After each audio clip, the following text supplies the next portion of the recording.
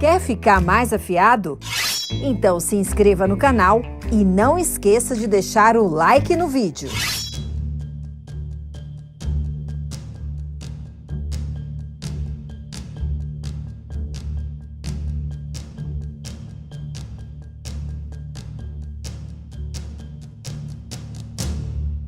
Foi através de uma médica por telemedicina, quando eu estava com os primeiros sintomas do Covid, ou seja, febre e dor no corpo.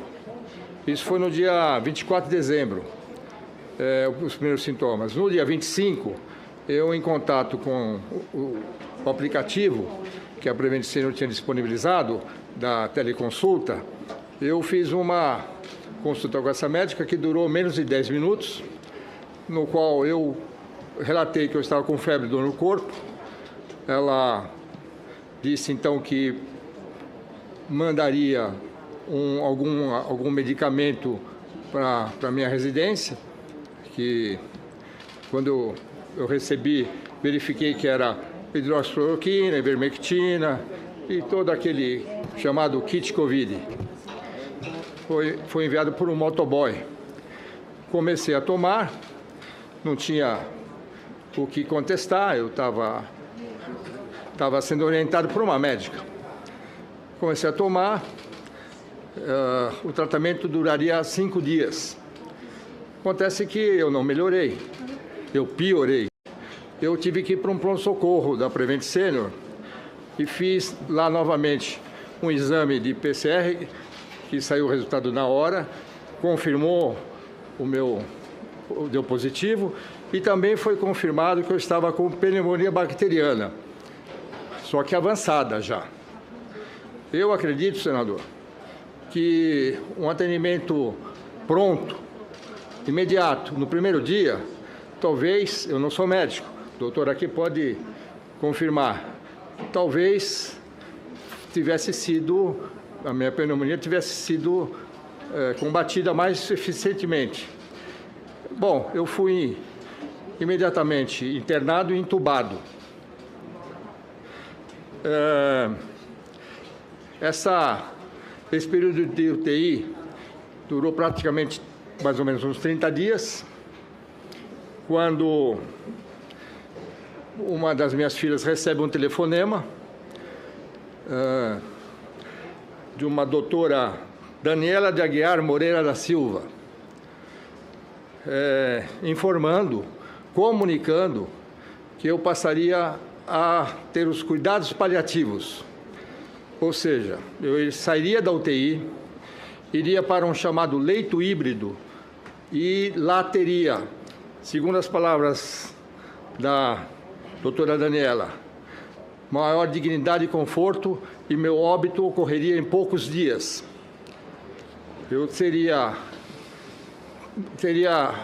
ministrado em mim uma bomba de morfina e todos os meus equipamentos de sobrevivência na UTI seriam desligados.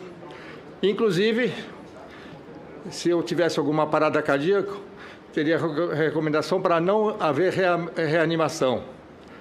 Bom, felizmente, minha filha não concordou por telefone. Isso se deu por volta do meio-dia, esse telefonema. Não estava satisfeito com o atendimento da Prevent Senior. Por qual motivo o senhor ainda é beneficiário dela? Não, eu sempre estive satisfeito com o meu plano de saúde, Prevent Senior, nesses 8 anos que eu sou, inclusive, associado e ainda estou utilizando. Eu não tenho queixas contra a estrutura do plano. Minha queixa é em relação à política que foi imposta nessa pandemia, essa política, desculpe, senador, essa política criminosa que eu quase fui vítima fatal. A CPI jogou luz para um fato que eu jamais pudesse imaginar que eu iria presenciar.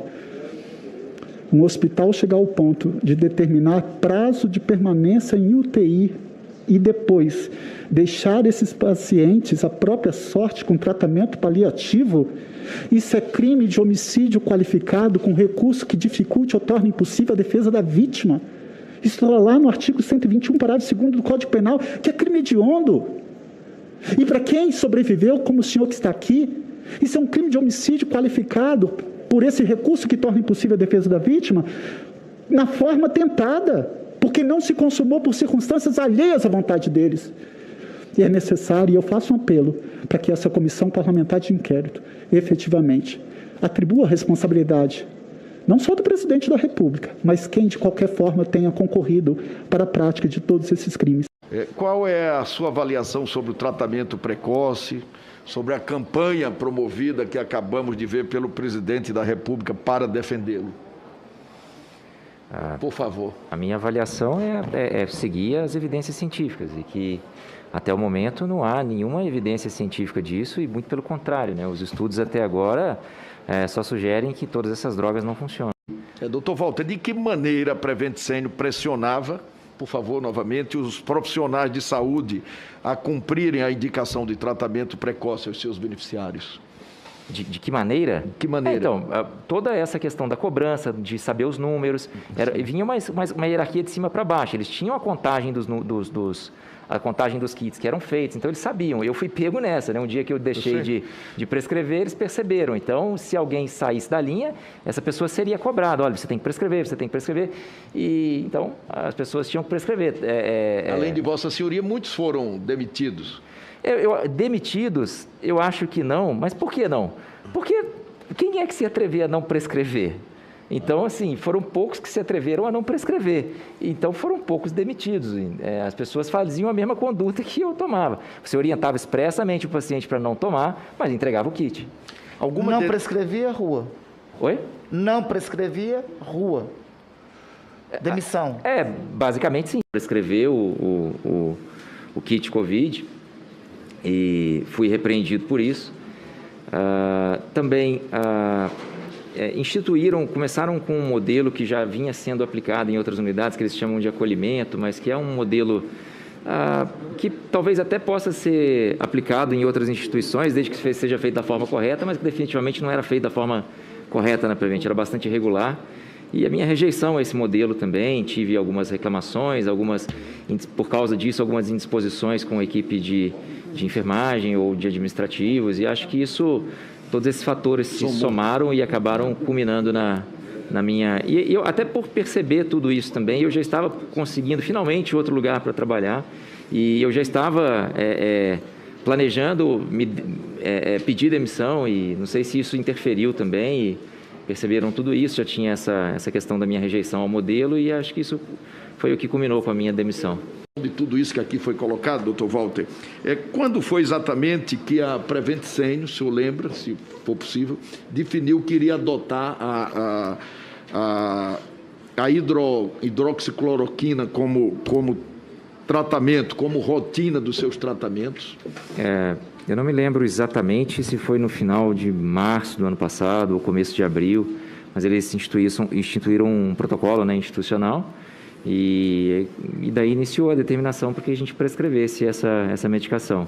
E não lembro se foi exatamente, um pouco depois, os kits com a medicação começaram a ser disponibilizados, colocados no consultório. A pergunta era obrigatório? Sim, era obrigatório. Havia autonomia do médico? Não, definitivamente não. Não havia autonomia essa questão da autonomia médica é uma questão relativamente antiga na Prevent.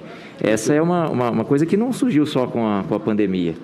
Como já ficou claro aqui a questão de como funcionava a hierarquia rígida na Prevent, que era um ambiente hostil, com a questão de lealdade e obediência, que de fato era um termo que, como foi citado aqui, ele já tinha algum tempo que não era utilizado, mas essa cultura permaneceu. Até porque eles pararam de usar esse tema, porque houve alguns processos que eles tomaram por causa disso, por estarem usando isso, e era curioso, assim, a hierarquia era muito rígida, então a autonomia na Prevent desde sempre.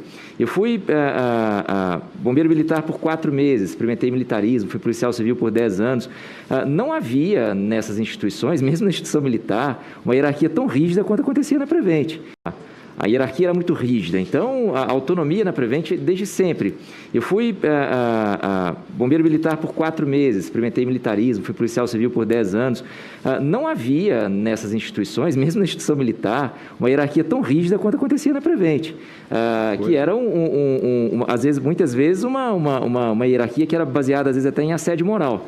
Então, você se voltar contra qualquer orientação do seu superior significaria em represálias importantes, talvez perder o seu trabalho. Então, a gente vivia num ambiente assim que todas as pessoas ficavam muito receosas de contrariar qualquer orientação. O hino também? Cantava o hino? Houve um hino também. Existiam, os chefes de plantão basicamente se chamavam, durante um bom tempo, como guardiões. E esses chefes de plantão tinham reuniões que às vezes eram mensais e tinha esse hino para poder cantar. E eu participei uma única vez. O senhor sabe da letra, o hino? Não, não sei. Vamos ver se é esse.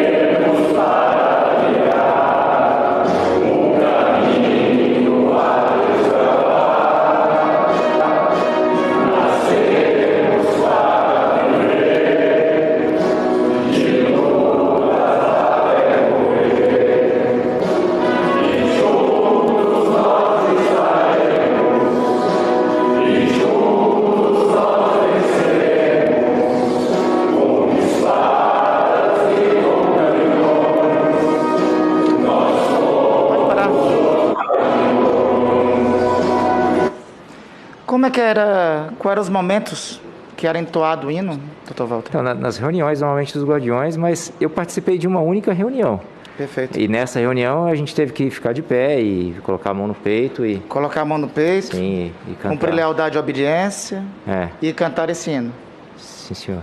Tinha EPI de sobra, estava tudo muito adequado lá, de fato, depois na Prevent. Mas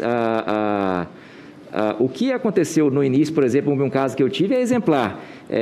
Já tinha estourado um surto de Covid numa das unidades. Eu cheguei para trabalhar na unidade e já estava alguns colegas já indo em intubação. Eu fiquei com medo da doença. Falei, vou pegar uma máscara, coloquei uma máscara N95 e fui trabalhar com a máscara N95 no consultório. A coordenadora entrou no consultório e falou, você precisa tirar a máscara. Aí eu falei, mas como eu vou tirar a máscara? É para minha proteção, eu não posso ficar sem máscara. Não, você precisa tirar a máscara. Eu falei, mas eu já estou com a máscara, já peguei. Não pode, porque vai assustar os pacientes. Então, assim, a falta de autonomia é tanta que você não tem autonomia para proteger a sua própria vida. Então, o que vale é manter a engrenagem da empresa girando. Se aquilo ali atrapalhar de alguma forma o jogo, a sua vida pouco importa. E que a gente tivesse um negócio, que a gente fosse amigo, isso é uma ameaça independente disso. E é uma tentativa de intimidação, uma tentativa de me silenciar. De você ficar quieto e vai lá e não fala com a imprensa, fala que isso é mentira. E que eles continuam fazendo até hoje. Eles continuam tentando me pegar para me silenciar de qualquer forma. Eles continuam com a mesma política. E ele cumpre parte das ameaças que ele faz. Esse áudio é um pouco mais longo, esse áudio tem 20 minutos, na verdade, mas que esses talvez sejam os pontos principais, mas esse áudio que está à disposição, mas tem as ameaças muito claras.